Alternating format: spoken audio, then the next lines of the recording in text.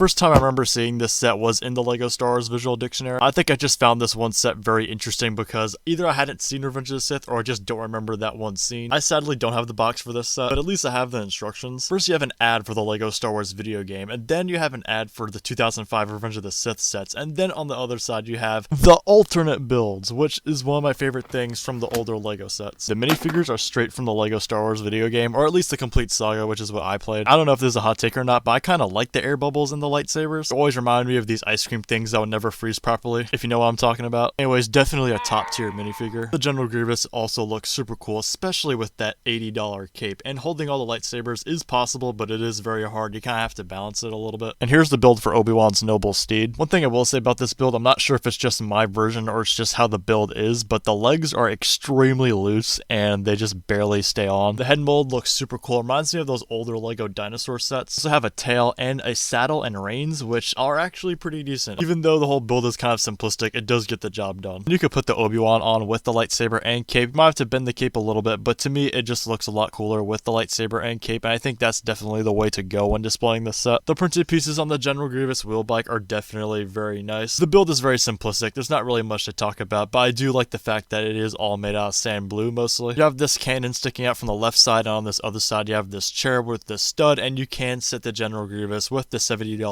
cape. So if you fold these things back, you could roll this thing around and it just rolls pretty decently, I guess. If you have it on carpet, it's definitely not going to roll as good as it does on a hardwood surface, but yeah, I mean, it just rolls, nothing too crazy. You know what is crazy though, is making these alternate builds on the back of the instructions. This was way harder than I had originally thought, since you're only looking at one camera angle. After a painstakingly long time, here are all the alternate builds. The first one is this spider thing, and it just is what it is. There's nothing really much to it. There's a little Technic made seat so you could put General Grievous on there, and you can move it like a spider and pretend to kill it like a spider as well.